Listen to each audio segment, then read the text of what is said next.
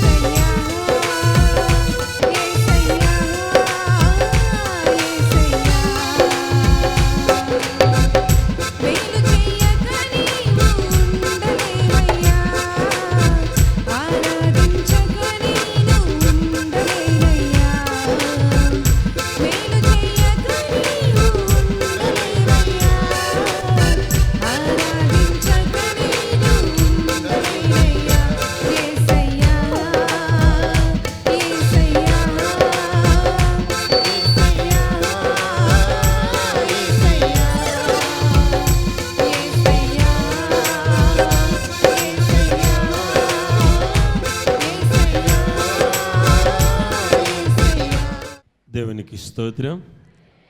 హల్లెలూయా. Christmas ఏం జరుపుకుంటున్నాం మనం? ఏ పండుగకి వెళ్ళారంటే ఏం చెప్తారు? ఏ పండుగ అని చెప్తారమ్మా? ఈ క్రిస్మస్ అనేటువంటి ఈ వర్డ్ ఉన్నది చూడండి, ఇది లాటిన్ పదం. ఎందుకు యేసుక్రీస్తు ప్రభు యొక్క జన్మదినాన్ని, యేసు ప్రభు యొక్క పుట్టినరోజుగా చెప్పుకోకుండా క్రిస్మస్గా ఎందుకు చెప్తున్నారంటే, ఈ క్రిస్మస్ అంటే రెండు పదాల కలయికండి. రెండు పదాల కలయిక ఇది. Christ plus mass. క్రిస్మస్ అంటే ఏంటి? Christ plus mass. క్రైస్ట్ అనగా క్రీస్తు, మాస్ అనగా ఆరాధన. మనం ఇక్కడికి ఎందుకు వచ్చాం? చెప్పండి అమ్మా, వినండి. క్రిస్మస్ పండుగకు వచ్చాం. క్రిస్మస్ అంటే ఏంటి? క్రీస్తుని ఆరాధించుట. ఎందుకు మనము క్రీస్తుని ఆరాధించాలి? జాగ్రత్తగా గమనించండి. ఏమ్మా, యేసు ప్రభుని ఎందుకు నమ్ముకున్నావంటే చాలామంది అంటారు, అయ్యా నేను అన్నీ కోల్పోయాను, అప్పుల బాధలు ఎక్కువైపోయినాయి, సమస్యలు ఎక్కువైపోయినాయి. మా ఇంటి పక్క వారు చెప్పారు యేసు ప్రభుని నమ్ముకుంటే మీ అప్పులు తీరుతాయని, అందుకు నమ్ముకున్నానని కొంతమంది చెప్తారు. మరి కొంతమంది డాక్టర్ గారు నేను చచ్చిపోతానని చెప్పారండి. ఏం చెప్పారు? డాక్టర్ గారు నేను చచ్చిపోతానని చెప్పారు, లేక నా రోగం తగ్గదని చెప్పారు, లేక నా బిడ్డకు చాలా సమస్య వచ్చిందండి, అందుకే యేసు ప్రభుని నమ్ముకున్నానని చెప్తా. అసలు యేసు ప్రభుని ఎందుకు మనం ఆరాధించాలి, ఎందుకు మనం నమ్ముకోవాలి అని అంటే, ప్రియమైనటువంటి వారరా, మానవుడు సమస్తమును కోల్పోయాడు. మనం పాడుకుంటాం కదా, యేసు ప్రభు ఈ లోకానికి ఎందుకు వచ్చాడంటే నీవు కోల్పోయినవన్నీ తిరిగి నీకు ఇవ్వడానికి. నమ్ముచున్న వారు రెండు చేతుల పైకి ఎత్తి గట్టిగా దేవునికి స్తోత్రం చెప్పండి. హల్లెలూయా, హల్లెలూయా, హల్లెలూయా. మానవుడు ఏం కోల్పోయాడో తెలుసండి? దేవుని సన్నిధిని కోల్పోయాడు, స్వర్గాన్ని కోల్పోయాడు, నిత్య రాజ్యాన్ని కోల్పోయాడు. ఏదైతే మానవుడు కోల్పోయాడో అది తిరిగి ఇవ్వడానికి యేసు ప్రభు లోకానికి వచ్చాడు. మీ అందరికీ ఈరోజు ఒక విషయం చెప్పాలనుకున్నా. యేసు ప్రభుని గూర్చి బైబిల్లో చెప్పబడిన మాటల కంటే గొప్పగా ఇతర గ్రంథాల్లో చెప్పబడదండి. మీకు తెలుసా ఏమ్మా? బైబిల్లో యేసు ప్రభుని గూర్చి చెప్పబడది పరిశుద్ధ గ్రంథములో, కానీ అంతకంటే గొప్పగా ఇతర గ్రంథాల్లో చెప్పబడింది. ప్రియమైనటువంటి వారరా, యేసుక్రీస్తు ప్రభువు ఈ లోకానికి వచ్చి ఉండకపోతే ఏ ఒక్కరూ పరలోకం వెళ్ళి ఉండేవారు కాదు. దేవునికి స్తోత్రం, హల్లెలూయా. మానవుణ్ణి పరలోకానికి తీసుకెళ్ళటం కోసం క్రీస్తు యేసు ఈ లోకానికి వచ్చాడు. అర్థమవుతుంది? అర్థం అవట్లేదండి. ప్రవక్త అయినటువంటి యెషయా అన్నాడు, 7వ అధ్యాయము 14వ వచనం, మనకు శిశువు పుట్టెను, కుమారుడు అనుగ్రహింపబడెను. చెప్పండి మాట గట్టిగా. మనకు శిశువు పుట్టెను, కుమారుడు అనుగ్రహింపబడెను. కుమారుడు అనుగ్రహింపబడెను.